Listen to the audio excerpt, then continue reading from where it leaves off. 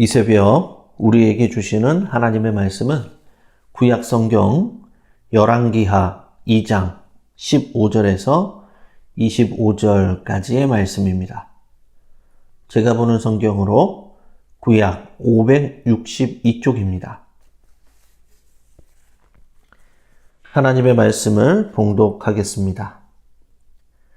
맞은편 여리고에 있는 선지자의 제자들이 그를 보며 말하기를 엘리야의 성령이 하시는 역사가 엘리사 위에 머물렀다 하고 가서 그에게로 나아가 땅에 엎드려 그에게 경배하고 그에게 이르되 당신의 종들에게 용감한 사람 50명이 있으니 청하건대 그들이 가서 당신의 주인을 찾게 하소서.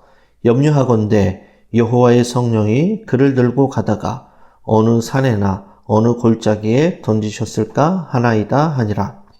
엘리사가 이르되 보내지 말라 하나 무리가 그로 부끄러워하도록 강청하매 보내라 한지라.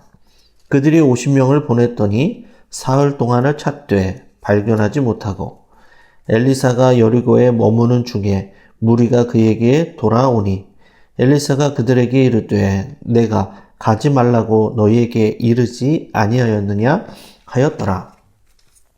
그 성읍 사람들이 엘리사에게 말하되 우리 주인께서 보시는 바와 같이 이 성읍의 위치는 좋으나 물이 나쁨으로 토산이 익지 못하고 떨어지나이다.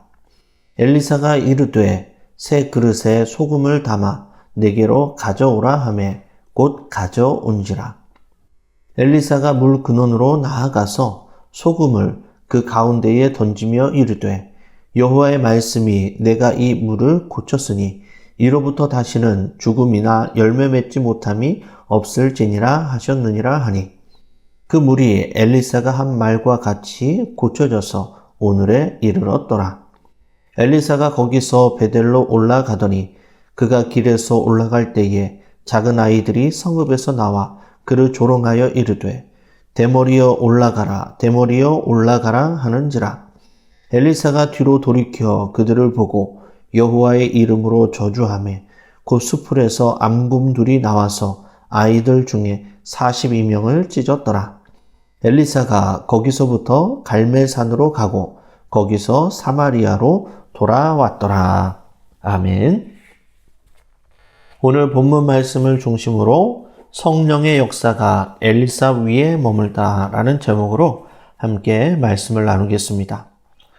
구약을 대표했던 화려하고 강력했던 선지자 엘리야의 시대가 저물고 새로운 엘리사의 시대가 도래되었습니다. 언제나 새로운 리더십에 따른 불안과 신뢰의 부족은 때로는 큰 저항으로 다가올 때가 있습니다. 엘리사도 역시 마찬가지였습니다.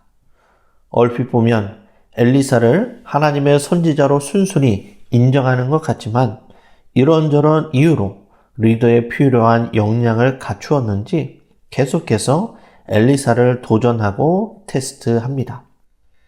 그러나 우리가 기억해야 할 것은 하나님의 선지자는 왕과 같이 혈통이나 능력, 역량 등과 같은 세상적인 기준이 아닌 하나님의 선택에 의해 세워지는 것입니다.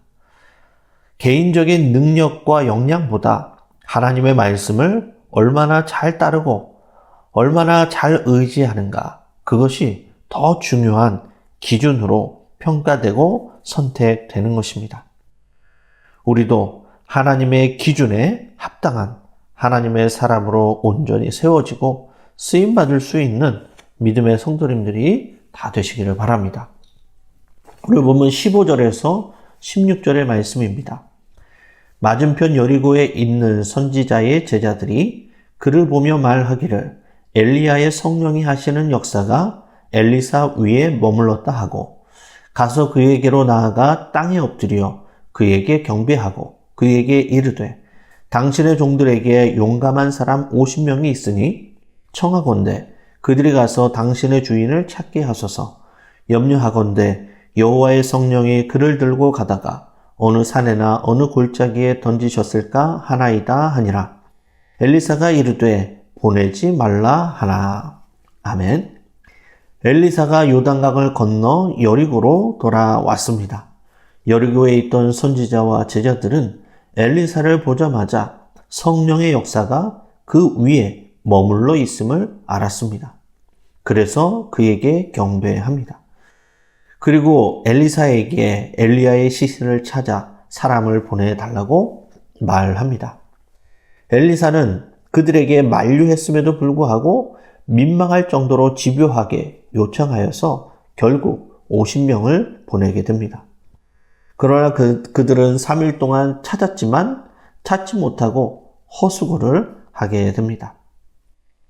이들이 엘리야의 시신을 찾고자 했던 것은 위대한 선지자 엘리야의 무덤을 통해서 여리고에 종교적인 권위를 세우고 위상을 높이기 위해서였습니다. 그리고 이것은 엘리야를 우상화하는 시도이고 세상의 왕이 통치하는 방식이었습니다. 우리도 새로운 변화와 리더십에 따라 새로워갈 때에 내 방식과 세상의 방법이 아닌 하나님의 뜻과 변화에 맞추어서 하나님의 뜻에 순종할 줄 아는 성도님들이 되시기를 바랍니다.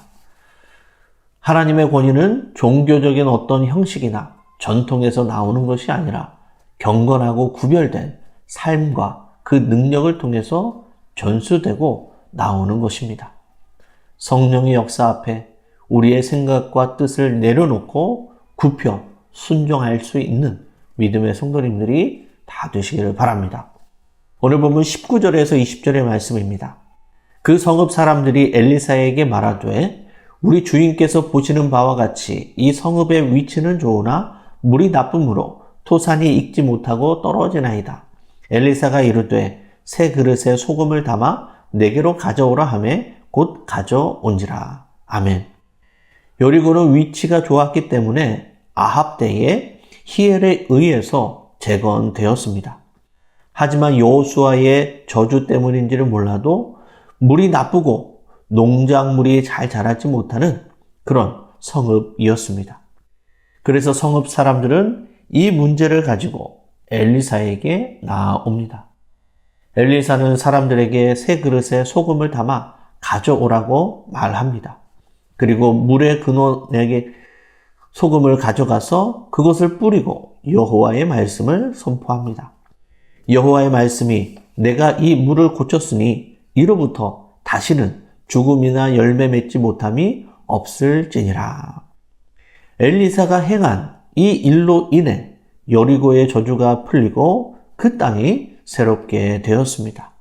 물이 회복이 되고 죽음이 물러가고 생명이 드러나 풍성한 열매 맺어지는 그런 땅이 되었습니다.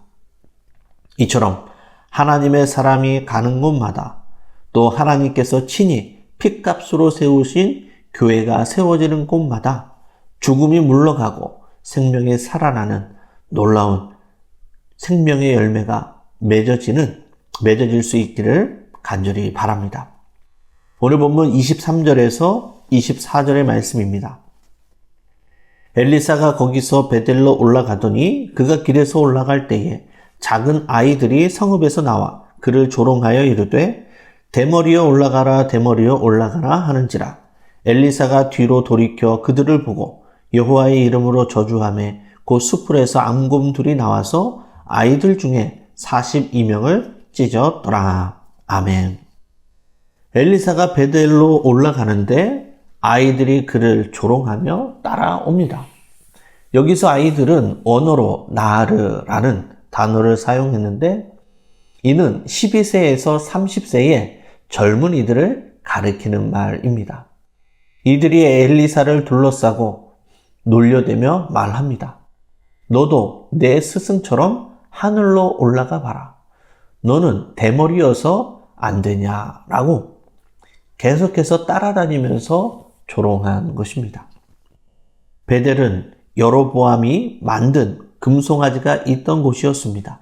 그리고 이곳은 각종 우상 숭배와 범죄의 중심지였습니다. 죄악의 문화가 가득했기에 하나님의 사람에 대한 반항과 저항 또한 컸던 것 같습니다. 그러나 하나님의 사람을 향한 조롱과 반항은 곧 하나님을 향한 저항과 도전입니다. 엘리사가 그들을 향해 저주하자 숯불에서 앙곰이 나타나 42명이나 되는 젊은이들이 찢겨 죽는 무서운 심판을 받게 됩니다. 어린 젊은이들에게 이렇게까지 해야 하나 인간적인 생각으로는 안타깝지만 이해할 수는 없지만 이는 분명 하나님의 권위에 대한 도전이고 반항입니다. 하나님께서는 구약을 대표했던 선지자 엘리야의 뒤를 이어서 막 첫 사역의 길을 가는 엘리사의 권위를 세워주시기 위한 하나님의 배려인지도 모릅니다. 말씀을 정리하겠습니다.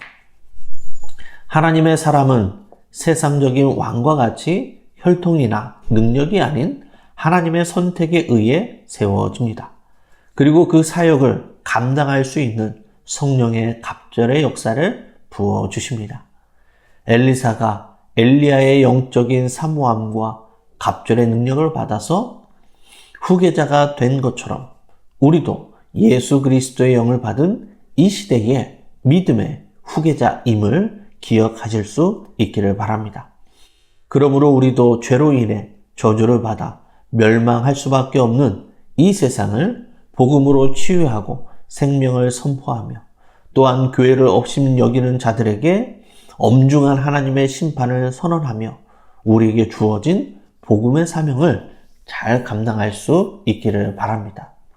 하나님의 택함을 받은 믿음의 백성으로서 성령의 갑절의 능력으로 우리에게 주어진 이 시대에 주어진 복음의 사명을 온전하게 신실하게 감당하는 믿음의 성도님들이 다 되시기를 주님의 이름으로 간절히 축원합니다. 기도하시겠습니다.